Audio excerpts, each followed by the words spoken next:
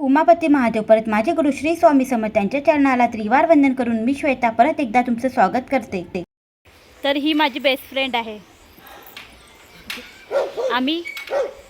ही पण माझी best friend आहे. ही पण आम्ही कॉलेजमध्ये आणि स्कूलमध्ये दोघीही सोबत होतो, म्हणून हिला मी भेटायला आलेली आहे. कमीत कमी 4-5 तास झाले हो ना आली तर. किती वर्षांनी भेटलो आपण? 13 वर्षांनी आम्ही भेटलो. 10-12 वर्षांनी नाही, किती वर्षांनी ग? 12 वर्ष तर झालेच. 12 वर्षांनी आम्ही मिळालो. मला दरवर्षी भेटते. हिला तर भेटतेच म्हणा. हिला हर वर्षी भेटते, पण हिला मी 13 वर्षांनी भेटलेली आहे. खरंच इतकं छान वाटलं माझ्या फ्रेंड्सला भेटून. खूप दिवसानंतर आम्ही एकत्र आलो होतो कॉलेजनंतर. आता सगळे आपल्या संसारामध्ये रमून गेलेले आहेत आणि त्यामुळे ना मग आता घरी आली तर मुलांचा हट्ट हाच चालू होता की त्यांना पास्ता खायचा आहे बा म्हणून. आता मुलांना पास्ता म्हणा की मॅगी म्हणा अशा प्रकार तर त्यांना भरपूर आवडतात. मग तरीही आम्ही फार कमी देतो. महिन्यातून एखादी वेळास माझ्याकडे पास्ता होत असेल किंवा 2 महिन्यातून एकाच वेळा होते. पण मॅगी वगैरे ठीक आहे म्हणा, 15 दिवसातून 1 महिन्यातून 1 वेळा असंच होते. तर ना मी आता आईकडे सुट्टीसाठी आलेली आहेत. माझे भरपूर व्हिडिओ, आता मागचे व्हिडिओ तुम्ही बघितलेलेच असेल. तर ना मुली मामीच्या मागे लागतात की मामी पास्ता बनव. तर म्हटलं जा बा, आता तू नळ पण त्याच टायमिंगवर आला होता, तिला पाणी भरायचं होतं, तर तू आपलं काम कर म्हटलं. तेवढ्या वेळात मी पास्ता वगैरे तयार करते. आणि आई पण आपल्या कामाला लागलेली होती. कोणत्या कामाला लागली होती हे तर मी तुम्हाला सांगेलच. तर ना खरंच छान कलरफुल असा पास्ता झालेला आहे. आणि पास्त्यामध्ये असे सॉस वगैरे मी कोणतेच यूज केलेले नाही, ना टोमॅटो केचप ना सॉस ना काहीच नाही. तर ना इथे आईची तयारी काही वेगळीच चालू होती. तर ती करत होती मेथी भाताचे जे काही पकोडे म्हणा की बोंड म्हणा ती बनवत होती. खरंच तर तिकडे आपलं तिचं भिजवणं वगैरे चालू होतं. त्यामध्ये तिने मिरचीचा पेस्ट भात वगैरे दुपारी शिजवून ठेवलेला होता. भातामध्ये मेथ्या नाही का, आपल्या ज्या मेथ्या असतात ना वाळल्या मेथ्या, त्याला छान असं भाजून वगैरे त्याचं तिने भात बनवला. आणि त्यानंतर मग भातामध्येच कणिक वगैरे तांदळाचं पीठ असं मिरचीचा पेस्ट अद्रक लसूण एवढं सगळं घालून ना ते मिश्रण तयार करावं लागते. तर तीच तयारी चालू होती. आणि इकडे मग मी मुलांसाठी पास्ता केला आणि केल्यानंतर ना मग मुलांना पण सोबतच दिलेला आहे. मग कसं आहे ना, संध्याकाळचं भूक मुलांना लागतेच, तर आम्ही काही ना काही थोडाफार नाश्ता असं दुपारच्या टायमिंगला बनवतच होतो इथे आल्यानंतर. तर बघू शकता आईने पाणी वगैरे झाल्यास मग ती आपली पकोडे काढायला सुरुवात केली. तिने म्हटलं की नाही ना आताच खाऊन घ्या ना, गरम गरम मी काढतच आहे. तर आई ही अशीच असते की ती म्हटलं तरी म्हणते की काढूनच मी काढतेच आणि तुम्ही आताच खाऊन घ्या. म्हटलं नाही, थोडा वेळ संध्याकाळी वगैरे आपण काढू. पण आईने काय ऐकलंच नाही. मग तेव्हाच तुरंत तिने काढले आणि मग आम्हाला पण खायला दिलं. कारण की पास्ता वगैरे मला तेवढा काही आवडतच नाही, मी कधीच खात नाही. तर मग आणि मुलांनी आता त्यांचं खाल्लं आणि ते खेळायला पण गेलेले आहेत. आणि इथे 2 टायमिंगला त्यांची आंघोळ सगळं होते. कारण की गरमच इतकं होत आहे, भरपूर गरम आहे महाराष्ट्रामध्ये. आमच्या MP मध्ये तेवढं गरम नाही आहे, खूप जास्ती गरम नाही आहे. पण इथे ना आता 4-5 दिवस झाले ऊन भरपूर तापत आहे. तर बघू शकता आईचे इकडे तयारी झालेली आहेत. तर माझ्या बहिणीचं मी तुम्हाला दाखवते. ती पण 1 नंबर ब्लाऊज शिवते. आणि सध्या जे शिवत आहे ना ते माझंच ब्लाऊज आहे. आणि खरंच खूप छान ब्लाऊज शिवते. आणि भरपूर त्यांच्याकडे ना बाहेरून कस्टमर येतात आणि खूप छान डिझाईनचे ते ब्लाऊज शिवतात. तर म्हटलं आता आली आहे तर माझे ब्लाऊज छान असे शिवून द्या.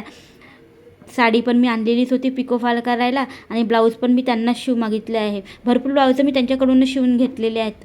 खरंच छान शिवतात त्या.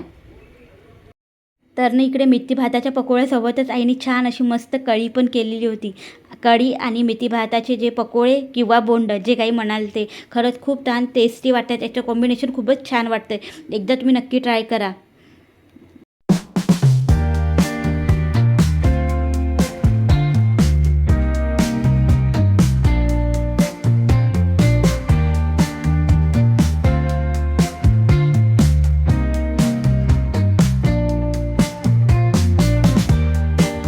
आता संध्याकाळ झालेली होती. तर मुलांना म्हटलं चला आपण फिरून आणूया, म्हणून आम्ही दोघे तिघे छान असं तयार झालो आणि मुलांना मग गार्डनमध्ये घेऊन जाणार होतो. आणि गार्डन माझ्या आईच्या घराजवळून खूप जवळ आहे. हर वर्षी मी जेव्हाही येते ना, मी ह्या गार्डनमध्ये एकदा तरी मुलांना घेऊन जाते. तर मुलंही बघू शकता आणि गार्डनच्या नावाने तर कोणतेही मुलं खुश नाही होत. तर त्यांना तर आनंदच होतो, कारण की तिथे खेळायला स्लाईड असते, तर बरेचसे खेळणे असतात. घरी खेळण्यापेक्षा तिथेही त्यांना मस्त वाटतं. तर म्हणून मग आम्ही पण तेवढं काही स्वयंपाकाचं टेन्शन पण नव्हतं आणि काही नव्हतं. मग म्हणून आम्ही तिघी पण छान असं तयार झालो आणि मग गार्डनमध्ये आलो. तर बघू शकता, ही माझी मोठी वहिनी आहे आणि जी समोर गेली आहे ती पण माझी भाऊजच आहे, लहान भाऊज आहे अश्विनी. मुलांनी तर गार्डनमध्ये येऊन एन्जॉय केला, पण आम्हीसुद्धा असं एन्जॉय केला. आपलं सगळं आपण जे मोठे झालेलो आहोत हे सगळ्या गोष्टी विसरून आम्ही पण छान असं एन्जॉय केला. आणि पाळण्यावरसुद्धा, झुल्यावर आम्ही झोक्यावरसुद्धा बसलो. तर बघू शकता, मुलं तर दूरच राहिले, आम्हीच सगळ्या तिघ्या जणींनी बसून मग एन्जॉय केला. कसं आहे ना, आता उन्हाळा सुरू असल्यामुळे मुलांना दुपारी वगैरे बाहेर खेळायला तसंही मिळत नाही. ते घरातच खेळतात आणि मग संध्याकाळीच बाहेर पडायला मिळते. म्हणून मग ना असं गार्डन मध्ये वगैरे आणल्यानंतर ना त्यांनाही थोडंसं फ्रेश वाटतं आणि त्यांचं जे काही रुटीनमधलं आहे ते थोडंसं चेंजही होऊन जातं.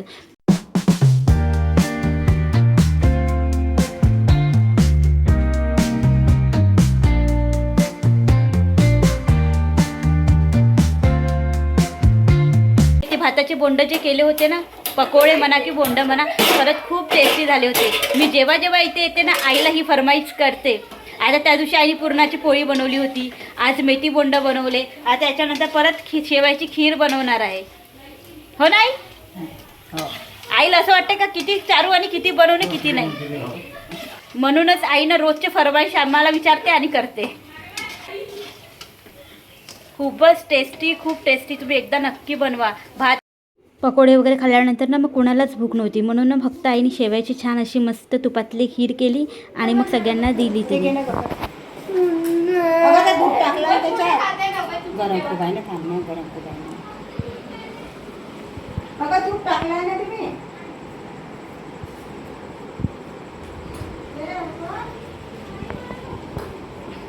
मैत्रिणींनो, आई असणं खूप आवश्यक आहे. आई प्रत्येक मुलीच्या इच्छा पूर्ण करते, लग्न झालं तरी.